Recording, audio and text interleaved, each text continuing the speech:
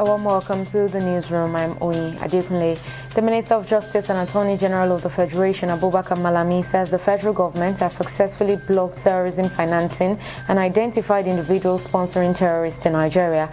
Malami will disclose this while speaking to journalists on the sidelines of the 76th session of the United Nations General Assembly in New York. Said some high-profile individuals responsible for funding terrorist activities in the country have also been identified and detained by the federal government. The minister's comments come days after the presidential spokesperson Femi Adesina said the government is not interested in naming and shaming sponsors of terrorism, but winning the war against the criminals.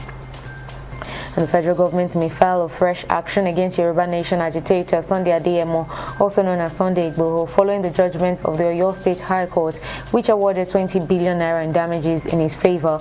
Justice Ladinro Akintola had awarded the money as an exemplary and aggravated damages against the Attorney General of the Federation, Abubakar Malami, and the Department of State Services, DSS, over the invasion of Igboho's house in Ibadan on July 1st. But Malami says the position of the federal government on the judgment was about law and jurisdiction, adding that there are associated rights and interests that are vested in the federal government, which include the possibility of filing a fresh action.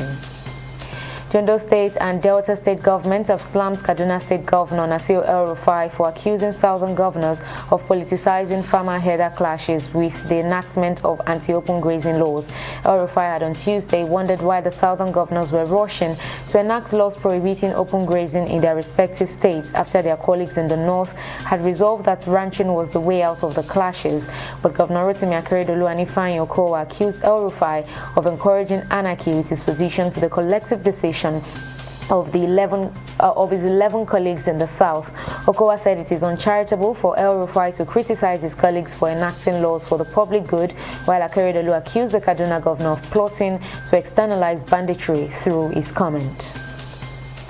And President Joe Biden has announced that the United States will double its purchases of Pfizer's COVID-19 vaccines for low and middle income countries. Speaking at a virtual international summit on the sidelines of the UN General Assembly on Wednesday, Biden said the additional 500 million doses the U.S. is purchasing will all be shipped by this time next year. He called on wealthier nations to donate and not sell vaccine doses to lower income countries, saying that the United States is making the donations with no political strings attached. And Nigeria has exported agro-food items worth 165.2 billion naira in the second quarter of 2021, representing a 112% increase compared to 78.03 billion naira recorded in the corresponding period of 2020. According to data obtained from the National Bureau of Statistics, this is also the highest on record.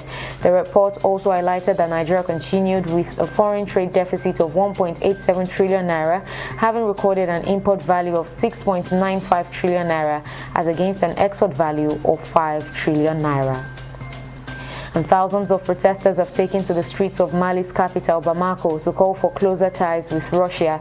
The demonstration follows days of diplomatic row between Paris and Bamako after Mali's interim leaders acknowledged that they were in talks with the Russian mercenary group Wagner. The Malians who took to the streets are supporting the transitional government, which is currently facing pressure from France and regional group ECOWAS to hold elections in February and to renounce possible cooperation with Wagner. And in sports, Bayern Munich have begun exploring the possibility of signing Antonio Rudiger from Chelsea. The Bundesliga champions are interested in the German defender, along with Paris Saint-Germain and Real Madrid. Rudiger is into the final months of his current contract with Chelsea and is yet to agree to an extension, but Bayern have been in touch with his agent and brother, although the talks are still in the preliminary stage. And that's the latest update on the newsroom at this hour. Please join us again at top of the hour for more. Thank you for watching.